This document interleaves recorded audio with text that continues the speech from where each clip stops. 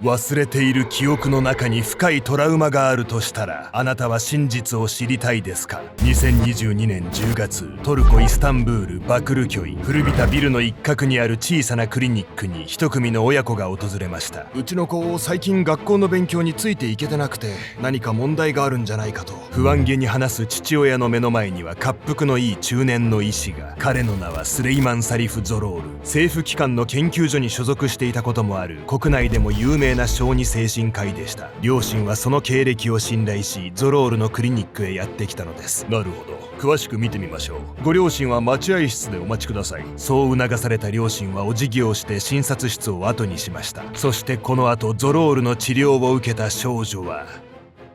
父親を性犯罪者だと罵り恨むようになるのです。子供を操り一家を崩壊させてしまう恐怖の精神科医。その医師の魔の手にかかった少女はどのような結末を迎えるのか。クリニックの中で築かれていたのは患者と医師の病的な依存関係だったんです。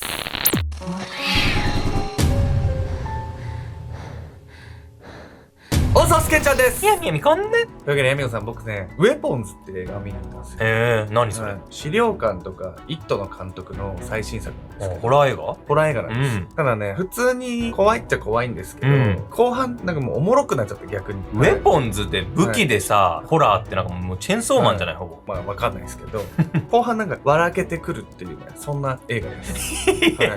少し教えてよ。言っちゃうとあれ。もう言っちゃネタバレになっちゃう。言っちゃうとあれなの。そうなのね。でもね、評価はね、結構高くて。ああ、そうなのね。多分フィルマークスとかでも 3.89 か4ぐらいあるんじゃないかな。で、僕が最近好きなドールハウスってホラー映画も 3.9 とかそんぐらいなんで、結構ねホラー映画って評価低くなるんですよ。なんで？後味悪いから。だからホラー映画で 3.9 とか4っていうのは普通の映画の 4.23 ぐらいに当たるんですよ、僕の中では。ホラー映画ってなんか理不尽に殺されたりさするじゃん。で、物語が綺麗に完結しないいびつな不気味さ、だからそれが嫌だみたいな人のせいで下がっちゃう。だからホラー映画でね、本当にそれが評価高い映画ではあるので、皆さんね、ぜひね、劇場に足を運んでみてください。今回はトルコで起こった衝撃的な事件をご紹介します。とある精神科医によって標的にされた子供が家族を強く恨むようになり、一家崩壊に向かってしまったという恐ろしい事件なんです。めちゃくちゃ不気味じゃない？なんかマジでホラー映画みたい。これってマインドコントロールみたいなもので、一家を恨むように仕向けられたってことよね、これ。これね、本当にそれこそウェポンズの中身に似てるというか、気づけば一家全員がね、その医師の思うままに振り回されていったんです。きっかけはその医師に一家の娘を見せたことでした。おとなしかったはずの娘がその医師にかかって以来、豹変してしまったんです。最悪の記憶。2023年初頭、トルコイスタンブール。アイセ、頼むから落ち着いてくれ。とある一軒家に響いたのはガラスが割れる大きな音と青年の叫び声。青年アブドラは目の前に迫る妹アイシェに怯えた様子で後ずさりしていました。それも当然のこと。アイシェはいきなり瓶を叩き割ったかと思えば、鋭利になったガラスの先を兄のアブドラに向けてきたのです。ここ最近のアイシェは見るからに精神的に不安定になっていました。突然黒い影が見えると叫び出したり、行為に走ったり、家族に暴力を振るおうとしたり。先生はアイシェが今不安定なのは回復に向かってる証拠だって言ってたけど、このままじゃこの子も家族も持たないわ。全部夫のせいよ。別の町で暮らす夫の顔を思い浮かべ、奥歯を強く噛みしめる母カナン。事の発端はこの時から数ヶ月前のことでした。時は遡り2022年10月、母カナンは夫のコシャールと共に15歳の娘アイシェを連れ、とあるクリニックを訪れました。先生、うちの子が最近学校の勉強についていけてないみたいで、友達とのコミュニケーションも苦手なところがあって、何か問題があるんじゃないかと不安げにそう切り出した父親のコシャール。実のところ彼は妻のカナンとはすでに離婚しているのですが、アイシェの学校での様子が心配になり、クリニックへ同行していました。そして両親が相談を持ちかけた相手はスレイマン・サリフ・ゾロールという中年の精神科医。過去にはイスタンブール大学の精神医学講座の元学科長かつ政府機関の司法医学研究所に勤めていた彼は、トルコで最も知られた小児精神科医。数年前に開設されたこのクリニックには、子供の精神的な問題を抱える家族がこぞって相談に訪れていたのです。いや、めちゃくちゃすごい医者じゃない？経歴だけ見ればさ、すごい安心して任せられそうじゃない？だからこそ両親もこの医師の突拍子もない診断を鵜呑みにしてしまったんです。少女アイシェの状態について家族を交えてしばし話をした後、医師のゾロールは両親に席を外してもらうように言いました。そしてアイシェの診察を進めるうち、あるタイミングで彼はこう告げたのです。君は乖離性同一性障害、つまり多重人格障害を患っているようだね。君の中には全部で48の人格がある。学力や友人とのコミュニケーションに難があるというよくある問題で受診したはずのアイシェに下されたのは、なんと乖離性同一性障害の診断。あっけに取られるアイシェに向かい、ゾロールは続けてこう問います。なぜ君の中にそれだけの数の人格が存在するのかわかるかな。まだ話に理解が追いついていないアイシェは首をかしげることしかできませんでした。するとしばらくして医師のゾロールは確かにこう言ったんです。それは君が5歳の頃から何百回も父親にレイプされてるからだよ。アイシェは眉間にシワを寄せて言いました。パパはそんなことしません。性的暴行が事実か否かは定かではありませんでしたが、娘が重大な精神疾患だと聞かされた両親はアイシェをこのクリニックに通わせることにしたのです。そして回を追うごとに彼女はみるみる様子がおかしくなっていきました。パパが私にひどいことしたの。最初はきっぱりと否定していたにもかかわらず、いつからか父親による性的暴行を主張し、家の中で暴れ回るようになったアイシェ。母カナンも彼女のあまりの取り乱しように、夫が知らないところで娘に暴行を働いていたのだと信じざるを得なくなります。そして治療が始まってから8ヶ月後の2023年6月、医師のゾロールはアイシェの両親にこう切り出しました。このまま自宅にいれば彼女はいつか自ら命を絶ってもおかしくない。これ以上悪化させないためにも私の家で預からせてください。そう言われては両親も承諾せざるを得ず、アイシェはクリニックの2階でゾロールの監視下に置かれることになるのです。48人の別人格がいるとかいうビリミリガみたいなことになってるとかさ、数百回そういう性的暴力を受けたとか、話がめちゃくちゃで尻滅裂じゃない。アイシェも最初から嘘だって分かってたはずなのに、なんでいきなり途中から信じ出してんの。そこが不可解ですよね。ただね、このゾロールって医師は子供たちに嘘の記憶を植え付ける科学的方法を知っていたんです。強制された記憶。医師のゾロールから父親から性的暴行されていたと告げられ、最初はきっぱりと否定していたアイシェ。するとゾロールは彼女がそう感じている理由をこう説明しました。トラウマから自分を守るために別人格が生まれ、本来の記憶を隠しているんだ。乖離性同一性障害を治療するためにはその本来の記憶を思い出す必要がある。そしてゾロールは記憶を思い出す手助けをする薬品と称し、とある薬物をアイシェに投与します。その薬物とはクリニックでの使用が許可されていない劇薬ケタミンでした。ケタミンは手術などに使われる麻酔薬の一種で、痛みを感じにくくなるものの意識が完全にはなくならないことが特徴。半分夢を見ているような曖昧な感覚になるとされています。このケタミンの効果でアイシェが意識を朦朧とさせているところに、ゾロールは繰り返しお前は虐待されていたと暗示をかけていったのです。これは単にね、意識が朦朧として暗示にかかりやすくなったっていうね、単純なわけではなく、ケタミンには記憶の再構築を促す作用があると科学的に証明されてるんです。本日のメトラキーワード、記憶の再固定化について。かつて一度脳に刻まれた記憶は不変のものと考えられていましたが、近年の神経科学では記憶は思い出すたびに不安定な状態へ戻り再構築されると分かっています。この現象を記憶の再固定化と呼びます。つまり記憶は思い出すたび、その時の感覚に合わせて上書き保存されるということ。このタイミングで外部から刺激が加わると記憶の内容が置き換わってしまうことがあるのです。そしてケタミンは脳の恐怖や不安を司る扁桃体の一部に働きかけ、記憶が不安定な状態となる現象を必要以上に増幅する効果があるといいます。ゾロールは父親から性的暴行をされていたと繰り返し問いかけることで、実際はどうだったのかアイシェに記憶を思い出させるきっかけを作りました。その上でケタミンを投与して記憶を著しく不安定な状態にし、誤った記憶を実際にあったことかのように再固定化させていったと考えられるのです。ケタミンは抗うつ薬としても高い効果を発揮する精神作用の強い薬。その分依存性も強く、投与が常習化すると薬が切れた際に幻覚が見えたり、精神的に著しく不安定になったりなどの禁断症状が現れます。アイシェが急に暴力行為や行為に走ったり黒い影が見えると訴えたりしていたのも全てケタミンの禁断症状。そうとは知らない母カナンは症状が出るたびゾロールの元へ彼女を連れて行きました。こうした症状が現れるのは虐待の記憶が蘇っている証拠です。そう言ってゾロールがケタミンを投与すると一時的に症状が治まるため、母カナンも彼を信用するように。こうしていつしかアイシェと母カナンの中で父コシャールが娘に何百回も性的暴行を行ったという嘘の記憶は事実として塗り替えられていったのです。挙句自宅では自宅に走る危険性があるとし、クリニックの2階でアイシェを住まわせるようになったゾロール。当然それはアイシェを守るためなどではなく、彼女を監視下に置き洗脳をより強固にするため。それだけではありません。ゾロールはアイシェに白衣を着せ、他の子供を洗脳するためのアシスタントをさせていました。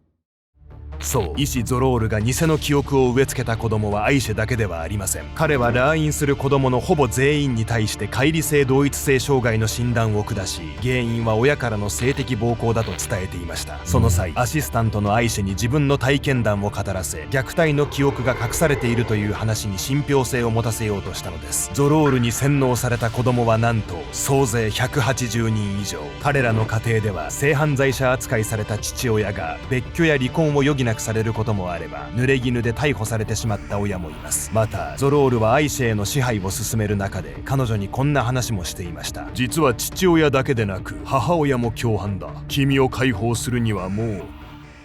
母親を毒殺するしかない。ゾロールは検視解剖でも検出されない毒と説明した上で、アイシェに毒薬の作り方をレクチャー。結局実行には移されていないものの、完全犯罪で母親を殺害するよう促していたのです。180人って想像以上に規模が大きすぎてさ、なんでゾロールはこんなにも家庭を崩壊に追いやりたいわけさ、動機はね、完全には解明されてないものの、この後のゾロールの行動から推測できるんです。母国に仇をなす者。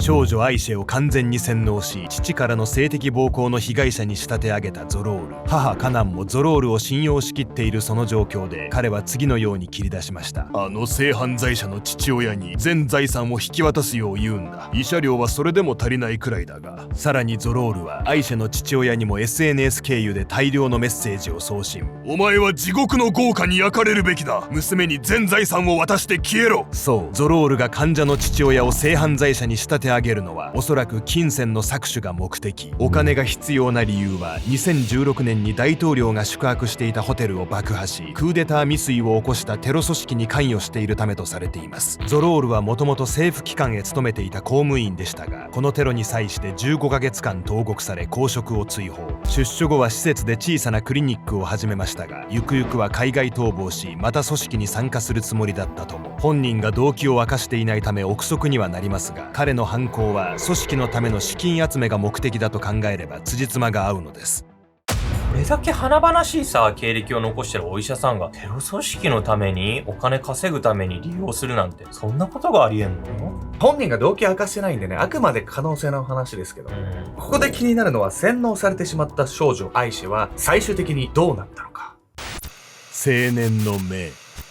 2023年7月、アイシェがゾロールのクリニックで暮らすようになって1ヶ月ほどが経ったその頃、兄のアブドラがクリニックへ面会に訪れました。この時一家はもはや完全にゾロールに操られている状態でしたが、この面会でアブドラは一つの違和感を覚えるのです。アイシェのやつ、先生とボーリングなんて言ってたのか。なんか変じゃないか。アブドラが目にしたのは、妹アイシェのスマホに保存されていたゾロールとの楽しげな写真の数々。その中には2人でボーリングや映画に出かけた際のものも含まれていました。ゾロールとしてはそれもアイシェをさらに自分に依存させるための行動。一方でその写真は兄アブドラには医師と患者の一線を越えているように見え、明らかに不自然だったのです。アブドラはゾロールの目を盗み、妹のスマホに保存されていたそれらの写真やゾロールとのメッセージのやり取りを自分のスマホに送りました。お兄ちゃん鋭いわね。いや、ゾロールもさ、若者だからってちょっとね、甘く見てた部分あるんじゃないのこれ。それはありそうですよね。そしてこの後、兄アブドラがこの医者は絶対におかしいと確信する場面が来るんです。2023年8月初旬、バクルキョイ児童追跡センターの玄関先には15歳の少女アイシェとその兄アブドラの姿があった。ついさっき検察官に対し2時間半にわたって父親の性的暴行の内容を証言してきたアイシェ。兄のアブドラは保護者として彼女に同行していたのだ。同時に彼女は医師のゾロールが用意した父の犯行に関するレポートも提出。それらの証拠に一切の抜かりはなく、父に法の裁きが下されるのも時間の問題に思えた。そして証言を終えたアイシェの表情はどこか誇らしげで、隣にいる兄がゾロールに不信感を抱いていることなど想像もしていない。彼女は施設を出てしばらくするとスマホを耳に当て声を弾ませながら喋り出した。先生、言った通りにしたよ。話してる途中も泣いたりしなかったわ。妹がそう話す隣で兄のアブドラはいぶかしそうに顔をしかめる。電話の向こうのゾロールはアイシェのそばにアブドラがいることを知らないまま確かにこう言った。そうか、少しくらい泣いた方が良かったんじゃないか。その方が説得力が増すからな。アイシェとゾロールの通話を隣で聞いていた兄アブドラは妹が完全に医師に操られ演技をしていることを確信。また同時にアイシェに対応した検察官も疑念を抱かずにはいられませんでした。このレポート、最近別の子供が持ってきたものと内容がほぼ同じじゃないか。実はアイシェと同じ時期に他にもゾロールに洗脳された子供が5人ほど父親からの性的暴行のレポートを提出しに来ていたのです。検察官はそれらが全てゾロールによって書かれたものであることを知って不審に思い捜査を開始。兄アブドラも妹のスマホから入手したデータや彼女のゾロールとの会話の内容を提供し、この捜査に貢献しました。その後アイシェは検察官の判断で児童保護施設へ送られることに。この時もアイシェはゾロールに電話をかけ泣きながら助けを求めたといいます。一方で児童保護施設においてケタミンの禁断症状に襲われながらも徐々に正気を取り戻していったアイシェ。我に返った彼女は弱々しくこう言ったのです。全部先生に言わされていました。さらに毛髪検査によってアイシェが長期間ケタミンを使用していたことが発覚。また父親からの性的暴行が一切なかったことも検査によって明るみに出されました。2023年9月11日、警察はゾロールのクリニックと自宅を家宅捜索し、違法に入手したケタミンや隠しカメラの映像などを押収。ゾロールを含めクリニックの職員数名を逮捕します。裁判においてゾロールは自分をトルコで最も優れた専門医と主張し、薬物の投与は治療の一環だったと弁明。テロ組織との関係性から不当に疑われているなどと主張しました。一方、法廷には洗脳の解けた子供たちも出廷。涙ながらに恐怖体験を語る彼らと意味不明な言い訳を続けるゾロールとどちらに信憑性があるかはもはや明白でした。事件発覚から2年後の2025年3月6日、麻薬取引、提供、児童に対する拷問、恐喝、個人データの違法取得などで有罪となったゾロールは懲役25年8ヶ月の判決に。またクリニックに勤めていた心理学者の一人は懲役15年10ヶ月の判決となりました。その他の職員数名は証拠不十分で無罪となっています。今回ゾロールは危険な薬物を用い、意図的に記憶のすり替えが起きやすい状況を作り出しました。そうでなくても人間の記憶はいい加減なもの。あなたの記憶にもひょっとすると実際にはなかった出来事が刷り込まれているかもしれません。例えば家族の中で自分しか覚えていないことなどはありませんか？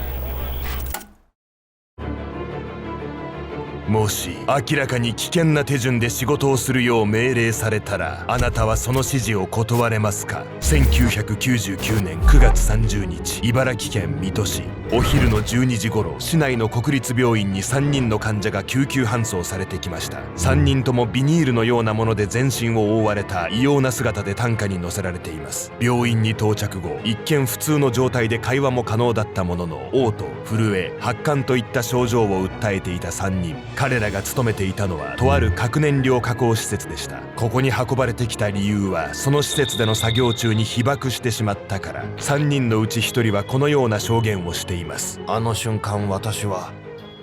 青い光を見たんです。核燃料加工施設の仕事中に青い光を見たと話す男性。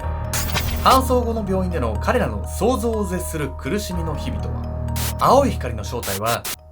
生物の機能を完全に破壊するものだったんです。